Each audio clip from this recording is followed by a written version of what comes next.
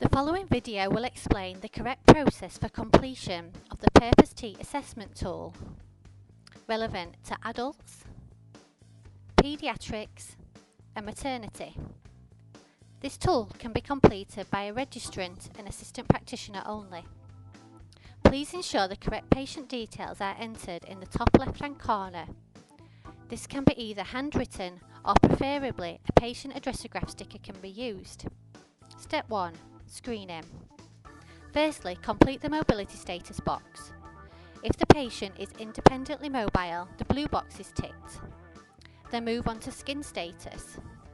If the patient's skin is normal, tick the blue box and move to clinical judgment. If there are no problems you feel will put the patient at risk of pressure damage, the screen is complete. Please tick the green box to indicate not currently at risk. Tick the green box again at the bottom of the form. Print your name, sign, add designation, along with ward area, date and time.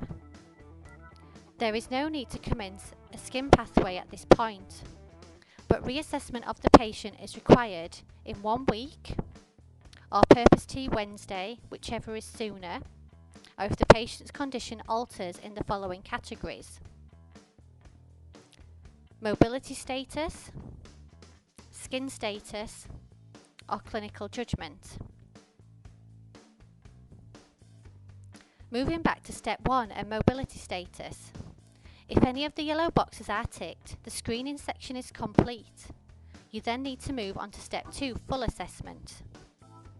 There is no need to complete the skin status or clinical judgment boxes in step 1. If, however, the patient is independently mobile but has a risk factor identified in either the skin status or clinical judgment sections, step 2 needs to be completed in full. Step 2. All sections in step 2 need to be completed by ticking the most appropriate box in each section. For example, analysis of independent movement.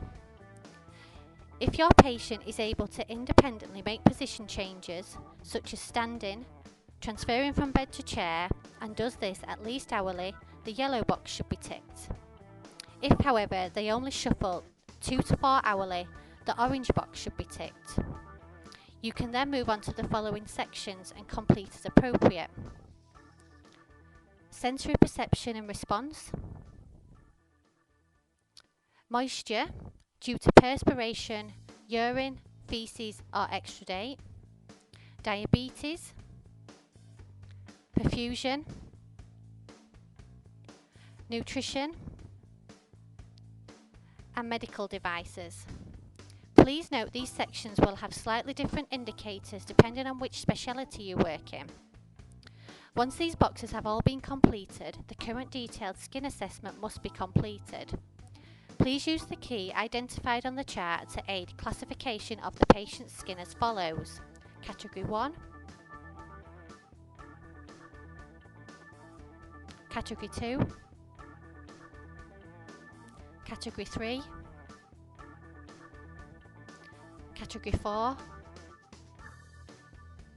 Category U, Category D, and moisture damage. If pain is present at any of these sites, tick the yellow box. If the skin is vulnerable, example, blanching redness that persists, dryness, paper thin, or moist, the orange box is to be ticked for the affected site. If the patient has a pressure ulcer present, write the category of ulcer in the red box. If none of these apply to your patient and their skin is healthy, please tick the blue box for the relevant areas.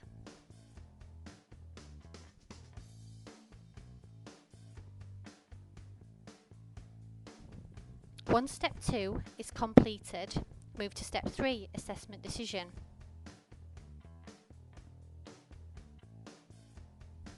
If only blue boxes have been ticked, no further action is required at this time.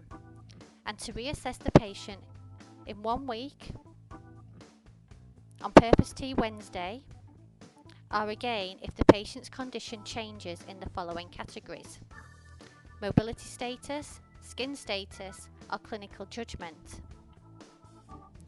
If only yellow and blue boxes have been ticked, it is at the registrant's discretion whether a skin document should be started. Please document clearly in the notes the reason for commencing or not commencing the skin pathway. If an orange box has been ticked, the orange box must be ticked and a skin pathway must be implemented. If any red boxes have been ticked, please tick the red box again. The skin pathway must be commenced along with a wound assessment and plan of care implemented, along with an incident report completing for moisture lesions or category 2 ulcers and above. Once the assessment tool is complete, please sign, print, add designation, ward area, date and time at the bottom of the form. If you require any further information, please contact the Tissue Viability team. Thank you for watching.